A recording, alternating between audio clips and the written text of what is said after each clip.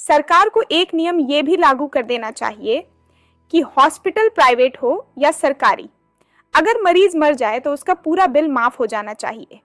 इससे फायदा ये होगा कि डॉक्टर मरीज को बचाने की पूरी कोशिश करेगा, और इतनी कोशिशों के बाद भी अगर मरीज मर जाता है तो उससे अनावश्यक वेंटिलेटर या अन्य तरीके से लूटपाट नहीं की जाएगी। अगर सहमत हो तो शेयर जरूर करना।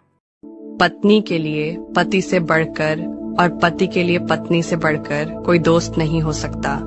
अगर दोनों आपस में सोच विचार करके जिंदगी के फैसले मिलकर लें तो पूरी जिंदगी सुकून से गुजर सकती है। बुरा लगे तो माफ करना। ससुराल चाहे अच्छा हो या बुरा हो, लेकिन औरत की इज्जत ससुराल में रहने से होती है, मायके में नहीं। बात कड़वी है पर नहाते समय पेशाब का लगा किस बीमारी के लक्षण है? सही जवाब जानने से पहले बेटा मुझे देखकर इग्नोर मत करना। मैं तुम्हारा घर धन धान्य से भर दूंगी और कभी भी पैसों की कमी नहीं होने दूंगी। मगर मेरा भी एक काम करना होगा। तुम्हें इस वीडियो को एक लाइक और चैनल को सब्सक्राइब करना होगा और अपने 5 सच्चे मित्र को शेयर करना होगा।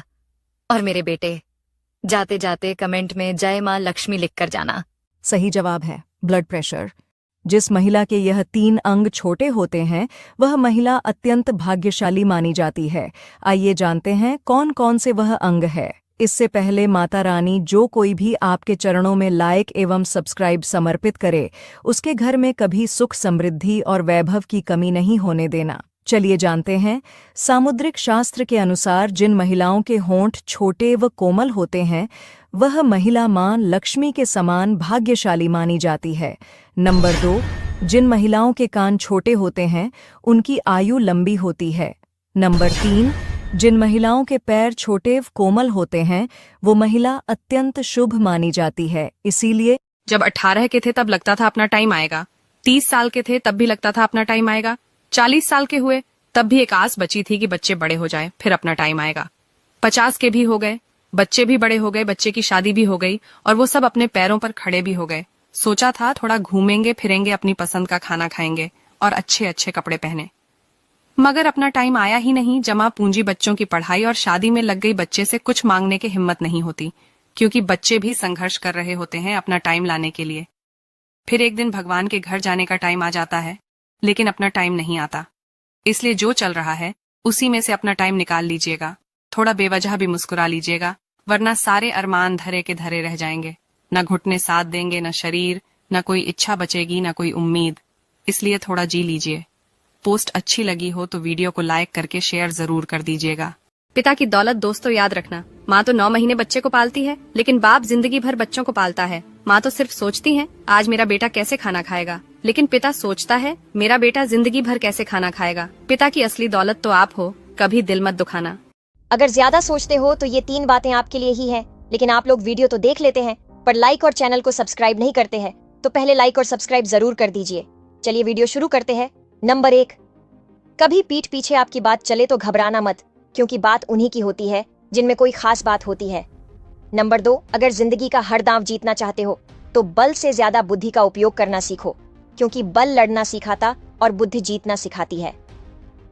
नंबर 3, हर नई शुरुआत इंसान को थोड़ा डराती है, पर याद रखना सफलता जब औरत का दिल मर्द से भर जाता है तो ये 3 काम करना शुरू कर देती है। पहला, मर्द के साथ बदतमीजी करना। दूसरा, मर्द की बात ना मानना। तीसरा, हर वक्त लड़ाई झगड़े करते रहना। 3 सबसे अजीब सवाल। सवाल नंबर 1, ऐसी कौन सी चीज है जो लड़कियों की बड़ी और लड़कों की छोटी होती है? इसका उत्तर है बाल। सवाल नंबर 2, ऐसी क्या चीज है जो लड़कों का लंबा लड़कियों का गोल होता है? इसका जवाब है चंदन। सवाल नंबर 3, छोटी हाइट वाली लड़की को प्यार से क्या कहते हैं? इसका उत्तर है पेटेड। माता पिता से प्यार करने वाले वीडियो। झूठी माँ। एक 8 साल के बच्चे की माँ मर जाती है तो उसका बाप दूसरी शादी कर लेता है। एक दिन वो बाप अपने बेटे को अपने पास बुलाता है और पूछता है कि तुझे तेरी नई माँ और पुरानी माँ में क्या फर्क लगता है?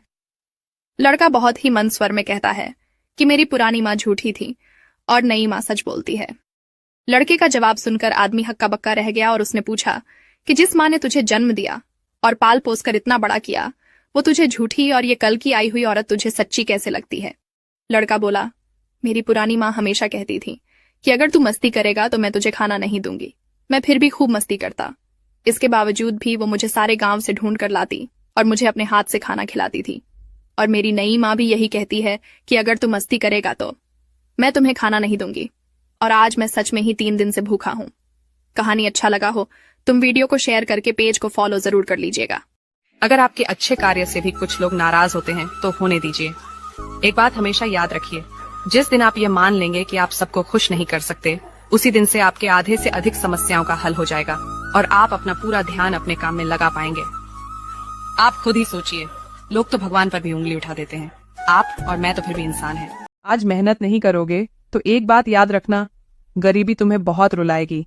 ये जो गरीबी नाम की बीमारी है ना, ये दुनिया की सबसे खतरनाक बीमारी होती है। तो समय रहते इस बीमारी को खत्म करने का कोई ना कोई उपाय कर लीजिए, क्योंकि यह जिस दिन लग गई और समय बीत गया, दूसरा कोई तुम्हारी ये बीमारी काटने के लिए नहीं आएगा। क्योंकि जब ये बीमारी लग जाती है तो तुम्हारा कोई नहीं रहता। जो तुम्हें आज बोलते हैं कि हम तुम्हारे लिए जान दे देंगे, वो तुम्हें दिखने बंद हो जाएंगे। तो अभी भी समय है, जिंदगी में कुछ करना शुरू कर दो। अगर नहीं क्या तो सफाई किसी को दे नहीं पाओगे, क्योंकि तुम्हारी कोई सुनेगा ही नहीं। हर रोज कुछ नया सीखने के लिए पेज को फॉलो करें।